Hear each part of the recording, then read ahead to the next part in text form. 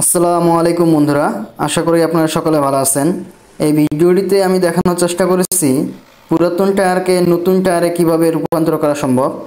মূলত পুরাতন টায়ারের উপর নতুন বিট বসিয়ে নতুন টায়ারে রূপান্তর করা যায়। পুরো প্রসেসটি এই ভিডিওটিতে দেখানোর চেষ্টা করেছি। আশা করি পুরো ভিডিওটির সাথে থাকবেন। নতুন বিট লাগানোর আগে পুরাতন টায়ারটাকে ভালোভাবে পর্যবেক্ষণ করতে হবে। এর মধ্যে কোনো প্রকার ওয়্যার বের হয়ে গেছে কিনা বা তার ছিঁড়ে গেছে কিনা। যদি ভালো থাকে তাহলে পুরাতন টায়ারের যে বিটটা আছে এটাকে ভালোভাবে পৃষ্ঠটা মসৃণ করতে হবে। মসৃণ হয়ে গেলে এর উপর বিভিন্ন ধরনের আঠা বা বন্ডিং সলিউশন ব্যবহার করতে হবে, যাতে করে নতুন বিটটা ভালোভাবে আটকে থাকে। আঠা লাগানোর পর এর উপর বিট বসানো হয় এবং বিট বসানোর পরে এটাকে অটোক্লেভ মেশিনে নির্দিষ্ট তাপ ও চাপের মধ্যে রাখা হয়। 25 থেকে 30 মিনিট রাখার পর এটাকে বের করা হয়। এটা টাইমটা নির্ভর করে বিভিন্ন টায়ারের উপর, টায়ারের সাইজের উপর। বের করার পর দেখবেন যে আপনার টায়ারটা নতুনের মতো হয়ে গেছে। আশা করি পুরো ভিডিওটির সাথে থাকবেন।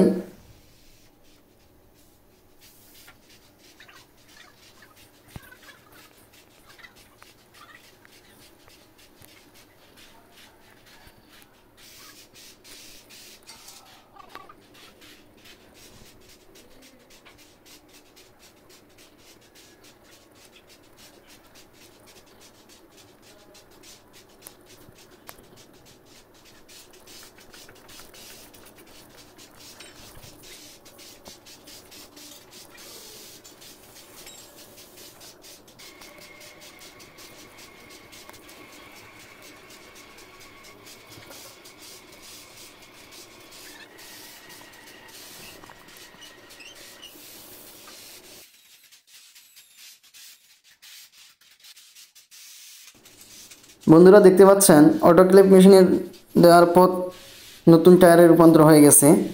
সাথে দেখানোর চেষ্টা করেছি টিউবলেস টায়ারটাকে কিভাবে খোলা হয় এবং ফিটিং করা হয়।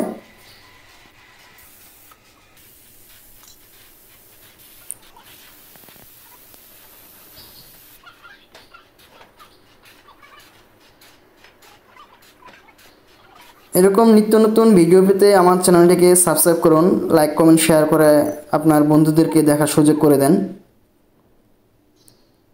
এই চ্যানেলে মূলত টেকনিক্যাল বিষয় নিয়ে আলোচনা করা হয়।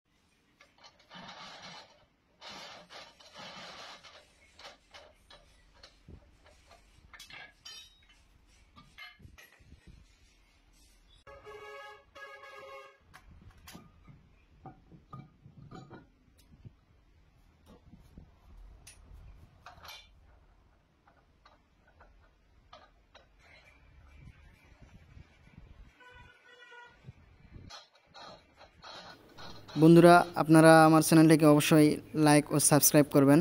আপনাদের একটি লাইক আমাকে ভিডিও তৈরি করার অনুপ্রেরণা যোগায়। পুরো ভিডিওটির সাথে থাকার জন্য আপনাদেরকে অসংখ্য ধন্যবাদ। ধন্যবাদ বন্ধুরা, টেকনিক্যাল সলিউশন প্রো চ্যানেলের সাথে থাকার জন্য।